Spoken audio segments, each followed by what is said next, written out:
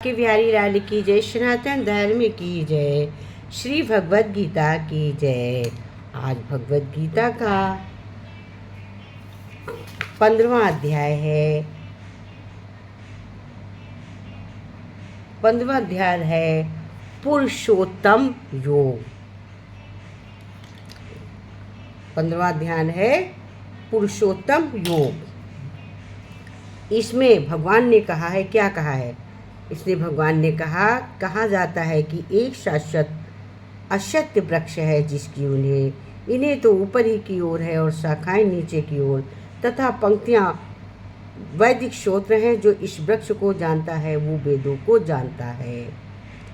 अतः भगवान कहते हैं कि भक्ति योग की महत्वता की विवेचना के बाद वो पूछा जा सकता है वेदों का क्या प्रयोजन है। इस अध्याय में बताया है कि वैदिक अध्ययन का प्रयोजन कृष्ण को समझना है। अतः जो कृष्ण भावनावती है, जो व्यक्ति ये रत है, वे वेदों से पहले जानता है। इस भौतिक जगत के बंधन की तुलना अश्वत्थ के वृक्ष से की गई है। जो व्यक्ति सकाम कर्मों में लगा है उसके लिए इस वृक्ष को कोई अंत नहीं है। वो एक शाखा से दूसरी और शाखा तीसरी से घूमता रहता है। इस जगत रूपी वृक्ष का कोई अंत नहीं है और जो इस वृक्ष के में आसक्त है उसी की मुक्ति कोई संभावना नहीं है। उसकी मुक्ति की कोई संभावना है ही नहीं। वैदिक श्रोत्र जो आत्मोन्नति के लिए है वे ही वृक्ष के पत्ते हैं।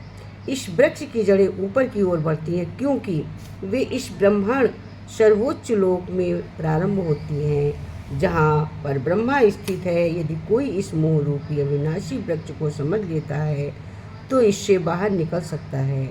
बाहर निकलने की इस विधि को जानना आवश्यक है। पिछले अध्यायों में बताया जा चुका है कि भव बंधन से निकलने की कई विधियां हैं। हम 13वें अध्याय तक ये देख चुके हैं कि भगवान भक्ति सर्वोत्कृष्ट विधि है। भक्ति का मूल सिद्धांत है भौतिक कार्यों से विरक्त तथा भगवान की दिव्य सेवा में अनुरक्ति। इस अध्याय के प्रारंभ में संसार से आसक्ति तोड़ने की विधि का वर्णन हुआ है। इस संसार की जड़ें ऊपर को बढ़ती हैं।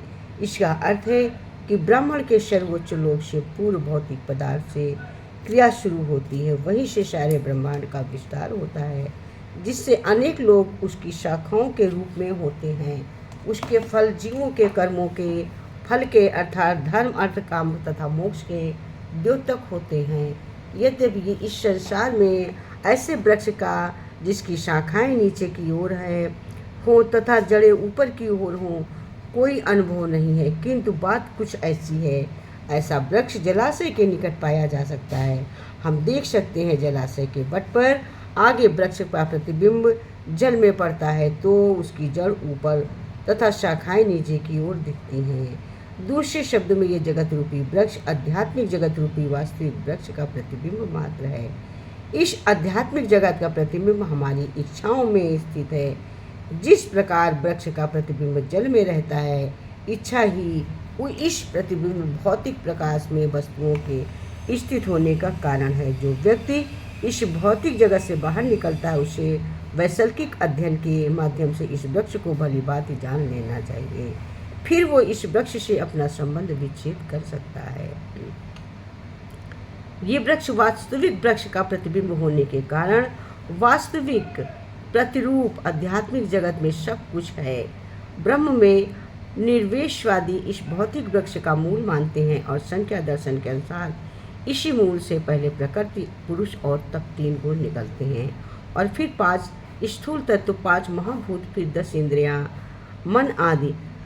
इस प्रकार वे सारे संसार को 24 तत्वों में विभाजित करते हैं। यदि ब्रह्म समाप्त अव्यक्तियों का केंद्र है तो एक प्रकार ये भौतिक जगत 180 अंश गोलार्ध में है और दूसरे 180 गोलार्ध में आध्यात्मिक करता है।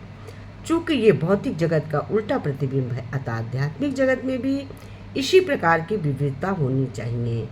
प्रकृति परमेश्वर की बहिरंगा शक्ति है और पुरुष साक्षात्कार परमेश्वर है। इसी व्याख्या भगवद गीता में हो चुकी है। चूंकि ये अव्यक्त भौतिक है अतः क्षणिक है। प्रतिबिंब भी क्षणिक होता है क्योंकि कभी वो दिखता है और कभी नहीं दिखता।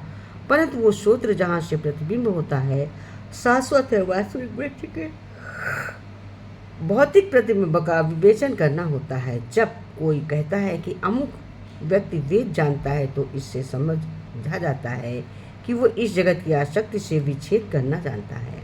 यदि वो इस विधि को जानता है तो समझिए कि वो वास्तव में वेदों को जानता है। जो व्यक्ति वेदों को कर्मकांड द्वारा आकृत होता है वो इस वृक्ष की सुंदर पंक्तियों में आकृष्ट होता है। वो वेदों के वास्तविक उद्देश्य को नहीं जानता। वेदों का उद्देश्य भगवान के स्वयं प्रकट किया है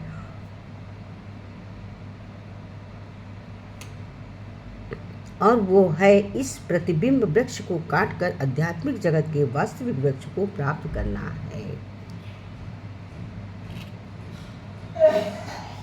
15वां अध्याय पुरुषोत्तम योग समाप्त होता है। बोलो हरि ओम, जय श्री कृष्णा, राधे राधे, हरि ओम तस्यत्।